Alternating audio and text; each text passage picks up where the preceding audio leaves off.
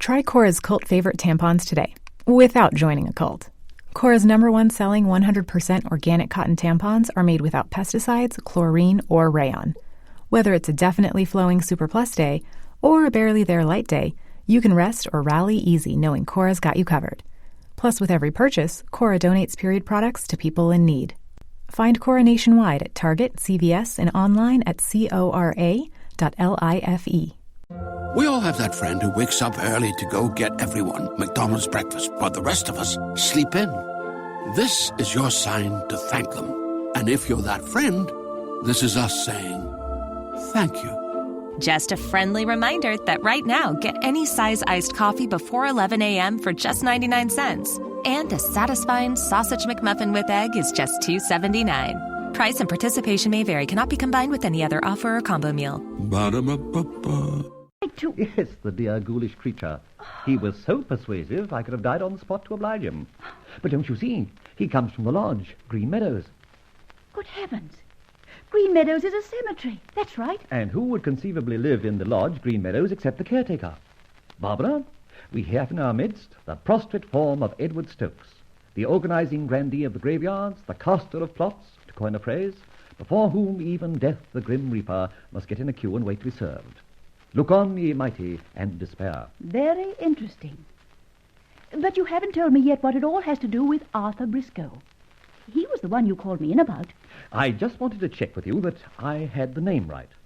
My memories of the gent tallied exactly with yours. Well? Well, friend Stokes dropped a loose word or two before he passed out.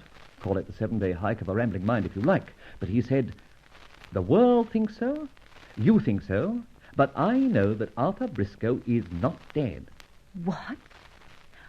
Oh, Rolly, that's ridiculous. I remember his funeral as clearly as if it were yesterday. His funeral and burial at Green Meadows. Oh. But surely you wouldn't take any notice. Here, where's the phone book? Ah. The truth is, Barbara, I feel sorry for this old boy. He's a bit of a puzzle. Why should he be shunting about town in his sorry state, sick and not quite right on the head? And why, if he wanted to dream up a little fiction about one of his charges coming back to life, should he choose, of all people, the unlamented Arthur Briscoe? Who are you ringing? I'm going to ring up Green Meadows and see what I can find out. Well, it's your funeral. My dear girl, please. You really must exercise a little taste in your... However, I shall be cautious.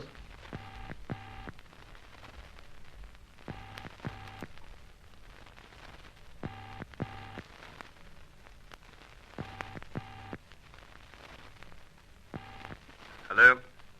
Is that the Green Meadows Cemetery? It is? I wanted to get in touch with Mr. Edward Stokes. That's a coincidence. So do I. My name's Inspector Ford, Scotland Yard. What's yours? Inspector...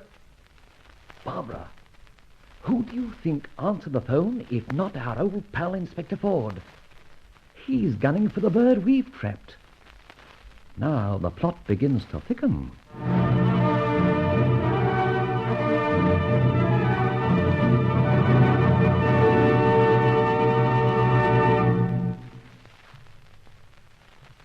It looks as though Rolland Fletcher has got himself involved in another adventure. Be sure to follow it up when next we meet the Grey Goose.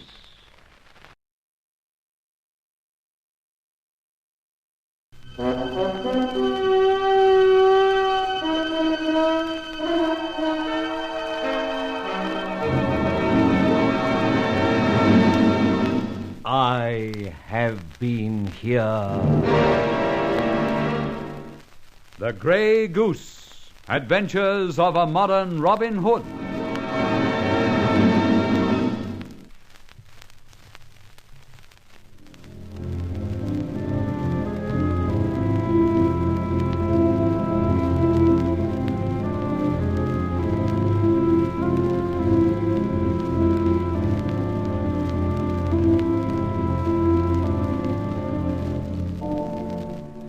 When a strange old character named Edward Stokes runs into me and is so concerned about my welfare as to try and sell me a plot of earth for a grave, I think it's my cue to pass away, from his company, that is.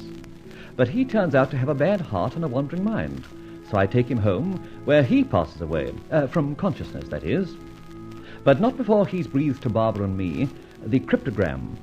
The world thinks so, you think so, but I know that Arthur Briscoe is alive.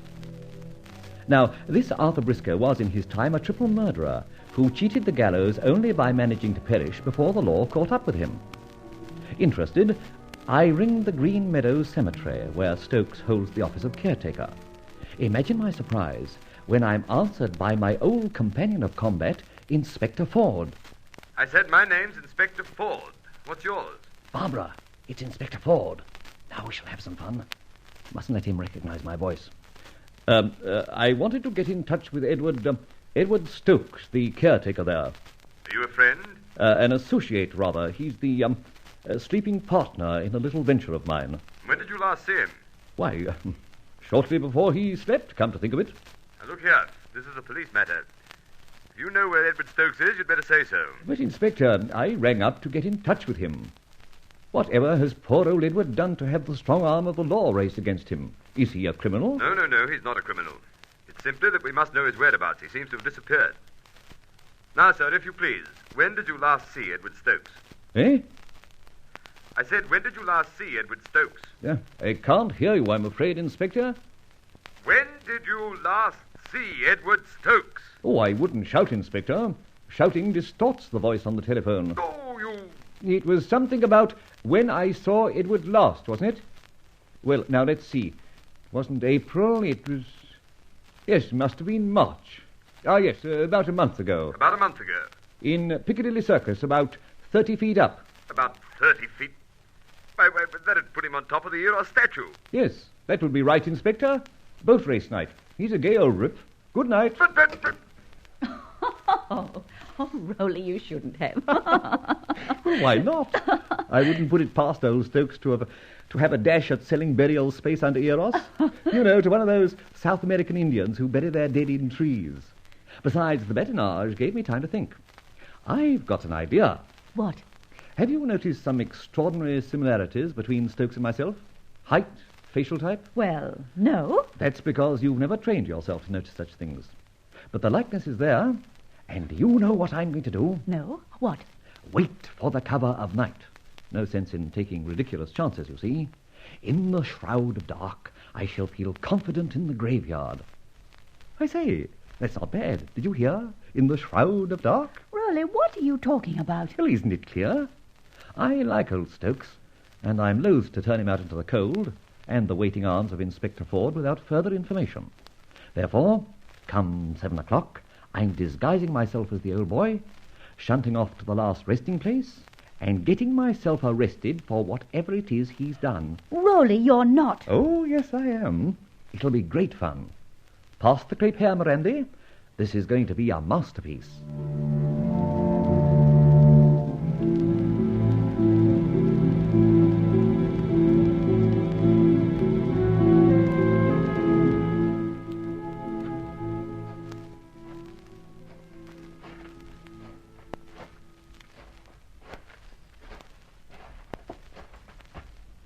Nice and dark. Dim lights in the lodge up there. Yes, we shall pull it off, all right.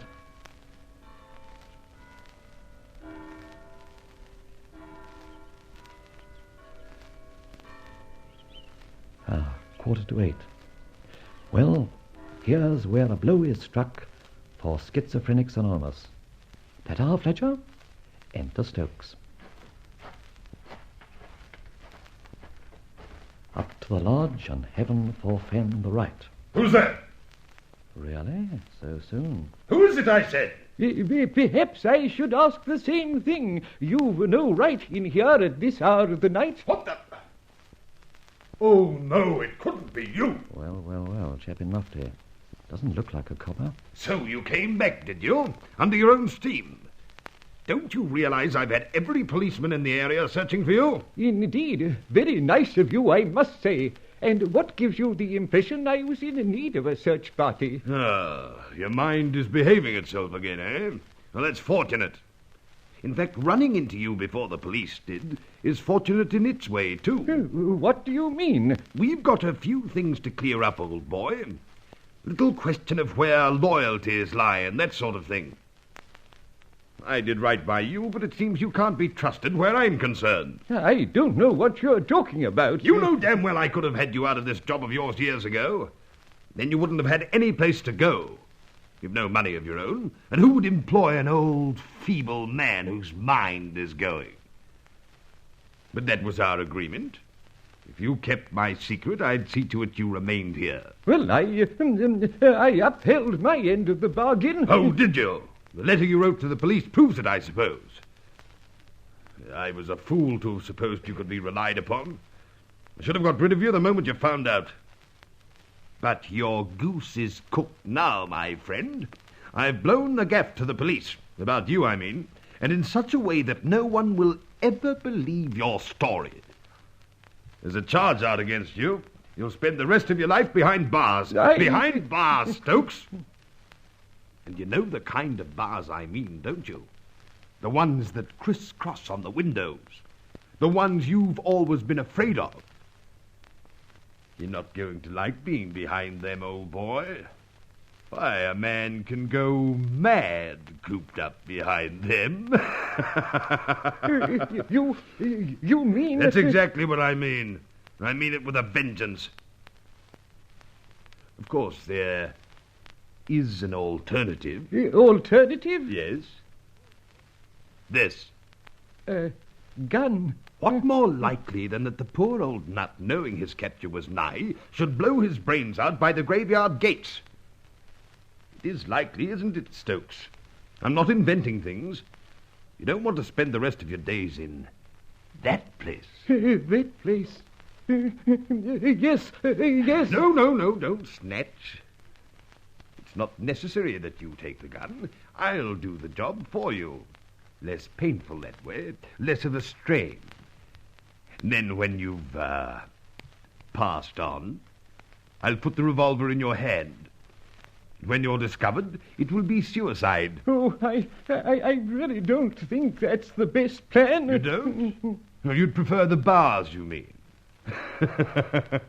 Right on the horns of a dilemma, aren't you? Finding it hard to decide. Well, let me assure you, in your state, you're not really capable of making a decision. The other place would be worse than death. This is the best plan. No, it isn't. This is... What the blazes are you doing? Getting even with you for that crack about the goose being cooked. You want to know, but I've an affection for geese. Thanks. I'll take the gun. You're not Stokes. No, I had to drop the mask a little, haven't I? Pity, but I couldn't allow your sort of shenanigans. Help! Police! Help! Oh, dear, not according to plan at all. But if that's the attitude you're going to take, help! A nice long sleep is indicated. Good night! Oh! That's the way. Now then, I wonder who you are, eh? Tough sort of customer, obviously. And not at all devoted to friend Stokes. Ah, here's something. A notebook. Property of W. Marvin Jones, Esquire. Marvin Jones.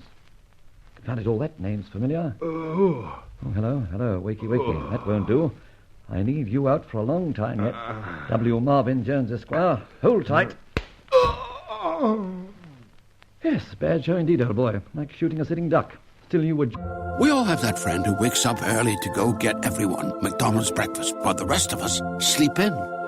This is your sign to thank them. And if you're that friend, this is us saying thank you. Just a friendly reminder that right now, get any size iced coffee before 11 a.m. for just 99 cents. And a satisfying sausage McMuffin with egg is just $2.79. Price and participation may vary. Cannot be combined with any other offer or combo meal. Ba-da-ba-ba-ba.